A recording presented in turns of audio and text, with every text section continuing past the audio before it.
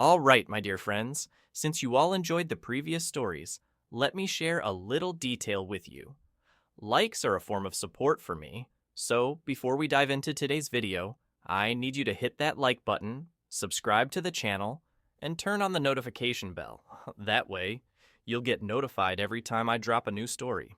See, I put in a lot of effort. I write, narrate, and edit these stories to bring you the most thrilling horror experiences.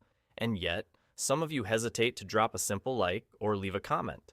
Meanwhile, my real supporters, the ones who truly enjoy the content, always make sure to leave their thoughts right after finishing the story. Anyway, I won't keep you waiting any longer.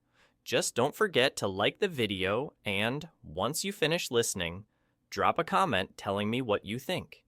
Today's story is a horror tale, just like you requested. It's called The Girl Obsessed with Social Media. My name is Hassan, and I have a pretty normal daily life. I love social media, and honestly, I dream of making it big one day. Every year during the mid-year and end-of-year school breaks, my family takes me and my sisters to visit our relatives in the countryside. Places like Kafr el-Dawar, Abu Homs, and Damanhur.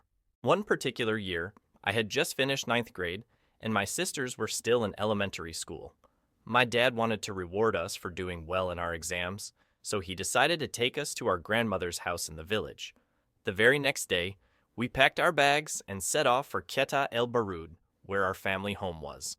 Now, whenever we visited, it was all about food, fun and late-night gatherings, watching TV, joking around, and just enjoying the countryside vibes. But on the first night of that trip, something strange happened. At around 3 a.m., after a long day of traveling, everyone had already gone to bed. I got up to grab a drink from the water cooler in the kitchen when I suddenly heard a tapping sound on the mosquito net. Looking up, I saw my cousin Osama signaling me to come outside. Curious, I asked, "What's up?" He whispered, "Come with me and don't make a sound."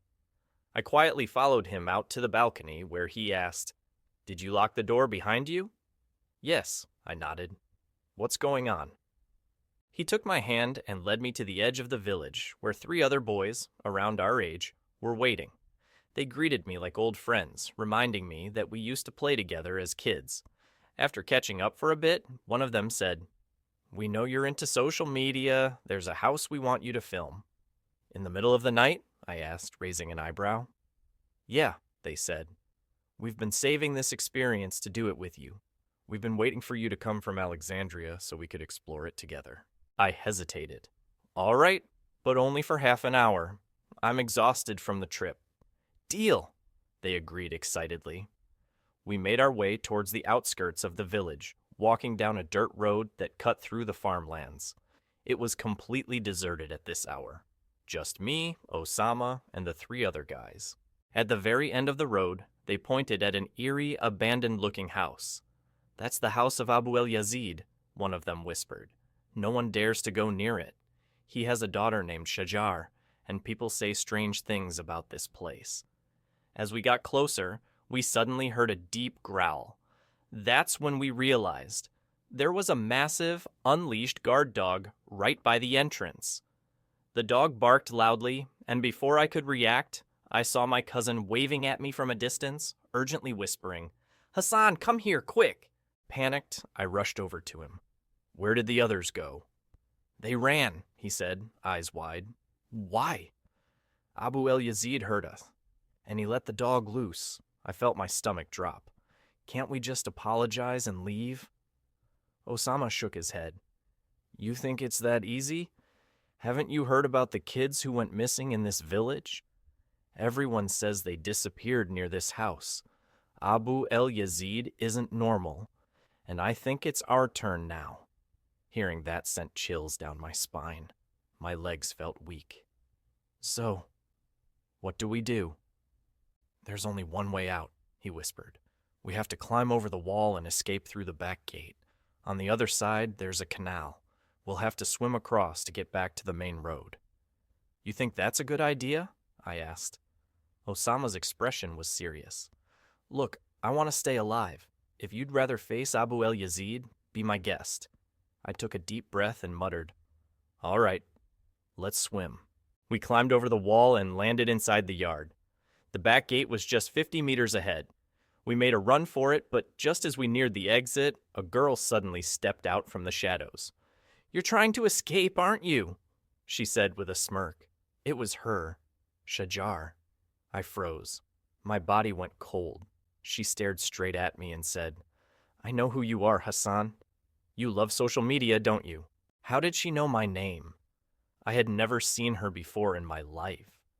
"I watch your videos," she continued. "I like them?"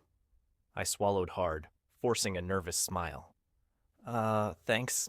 That means a lot, but I'm really tired from traveling today. Mind if I go?" She stepped closer, gripping my jacket. "Remember my name, Hassan?" she whispered. "We'll meet again." Then, in a softer voice, she added, "Go." The back gate leads to a wooden bridge. Cross it and you'll find the main road. I hesitated. "Thank you." She didn't respond, just smiled.